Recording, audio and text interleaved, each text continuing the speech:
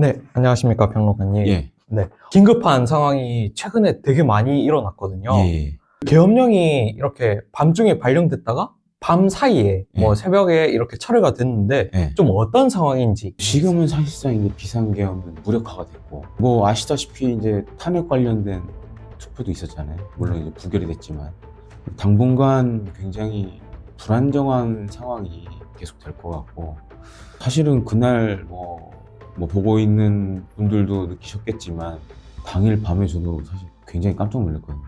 그래서 저는 그날 이제 자려고 침대에 누웠다가 페이스북을 이렇게 보고 있는데 이 페북의 대만 친구가 갑자기 한국에 계엄령이 났다는 거예요. 비상계엄이 났다는 거예요. 그래서 이게 뭔 소리야? 그래서 빨리 텔레비를 틀었죠. 틀었더니 진짜 비상계엄이 선포가 되더라고요. 근데 텔레비를 보는 순간 저희 집이 경기도 광주 쪽인데 하늘에 갑자기 헬기들이 낮게 막 날아가는 소리가 들리더라고요. 그래서 뭐지? 그랬거든요. 그래서 사실은 이제 저희 집 주변에 헬기 부대가 하나 있긴 해요. 저쪽 이제 용인 그 에버랜드 쪽에 거기 이제 메디온이라고 군에서 운용하는 수리온을 개조한 앰뷸런스 헬기가 있어요. 그 부대가 그쪽에 있는데 보통 그 부대도 밤에는 비행을 잘 안 해요. 물론 이제 비상시에는 날아야 되는 부대긴 하지만. 그래서 갑자기 헬기 소리가 막 들리길래 나가봤죠. 나가봤더니 UH-60 헬기. 그래서 그게 막 날아다니더라고요. 그래서 이게 뭐지? 그래서 순간 좀 생각을 했죠. 근데 저도 이제 군사 쪽으로 하는 사람이니까 저거 이촌에서 날아오는 것 같은데? 라는 생각을 했어요. 그리고 첫 번째 헬기 지나갔을 때는 사실 잘 못 봤고 두 번째 지나갔을 때는 이제 마당에 나가 담배 피우는데 헬기가 날아가는 게 보이더라고요. 이제 블랙호크 헬기인데 앞에 이제 플리어라 그래서 열상 장비가 달려있더라고요. 그래서 직감적으로 느꼈죠. 아, 저거 UH-60 특수작전용이다. 왜냐면 우리 육군에서 UH-60 헬기를 두 개로 분류를 합니다.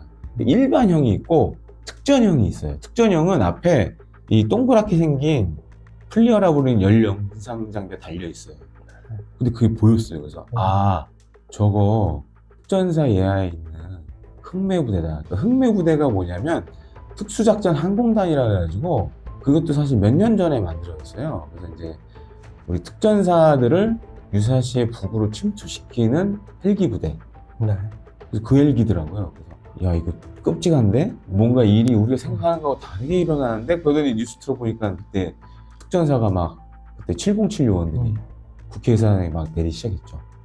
그래서 보면서 미쳤구나. 드디어 미친 일이 생겼구나. 라고 봤고, 서두에 이런 말씀을 드리긴 뭐한데 솔직히 그러니까 제가 군을 보는 입장에서 상당히 참담하다고 느껴요 지금. 왜냐, 뭐 많은 분들이 아실 겁니다. 우리나라가 과거 군사 독재 정부 시절이 있었고, 그리고 김영삼 대통령이 들어서면서 문민정부가 들어섰고, 93년도부터 하나회 숙청이라던가 군내의 여러 가지 그런 말도 안 되는 사조직들을 없앴고, 또한 그 인사상에 관련된 문제들도 정리를 했고, 지금 이제 2024년이잖아요.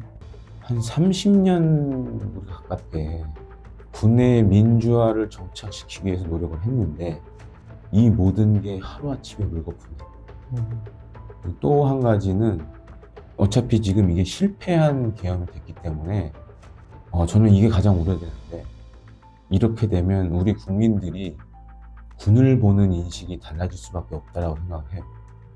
물론 이거는 좀 꼭 말씀드리고 싶습니다. 이제 대통령의 뭐 불법적인 행동으로 원치 않게 이번 비상계엄에 동원됐던 장병들은 죄를 물어서는 안 된다고 봐요. 다만 이 비상계엄을 움직이게 했던 책임자들, 장성급은 정말 단죄를 해야 된다고 생각합니다. 그렇지 않으면 또 누군가가 이런 비슷한 일을 벌일 수도 있어요.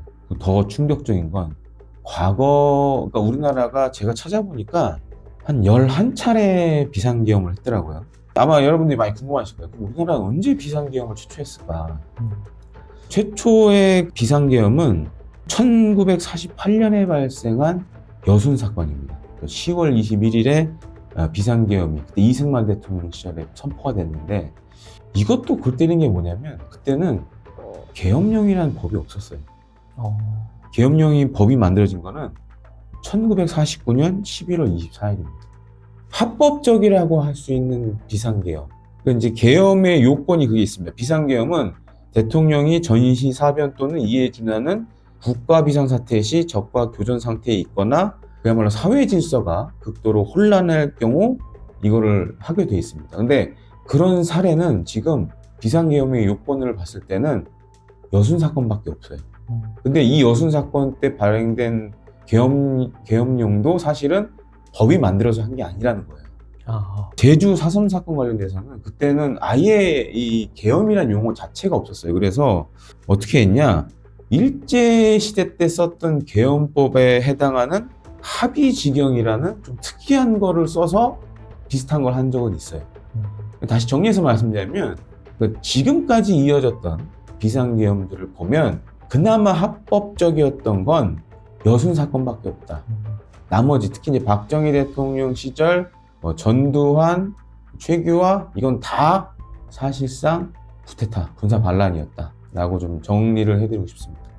그러면은 사실 이번에도 그렇고 이전에도 그렇고 계엄령이 내려지면은 뭐가 어떻게 달라지는지 몰라서 두려웠던 게 있었던 것 같아요. 제가 그 관련돼서 이제 저는 직접 받았거든요. 여기 이제 써있지만 제가 여기서 프린트를 했는데 계엄사령부에서 알려드립니다. 계엄사령부 포고령 제1호 이렇게 돼 있죠. 저는 이거를 사실 아는 사람한테서 받았는데 여기 내용 중에 보면 좀 충격적이라고 할 수 있는 게 3번 모든 언론과 출판은 계엄사의 통제를 받는다 하고 그 다음에 국회와 지방의 정당의 활동과 정치적 결사 집회 시위 등 일체의 정치 활동을 금한다. 특히 1번이 문제입니다. 왜냐하면 1번은 우리나라에는 계엄법이 있습니다. 계엄법에 어긋나는 조항이에요. 왜 어긋나냐? 계엄법 13조에 보면 국회의원의 불체포 특권이 명시가 되어 있습니다.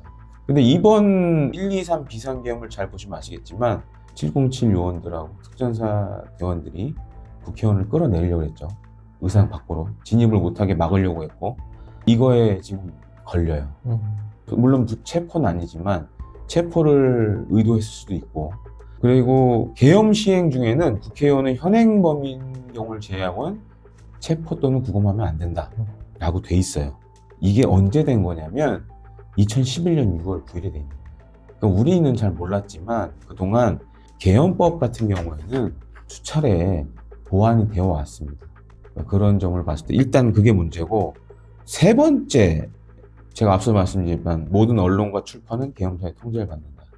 그러니까 이게 의미한 내포가 뭐냐면 계엄사의 입맛에 맞는 뉴스만 국민이 볼 수 있다는 거고 이 계엄 포고령에는 안 나왔지만 계엄 포고령은 그날 나왔던 건 1호였거든요. 또 나올 수 있다는 거죠.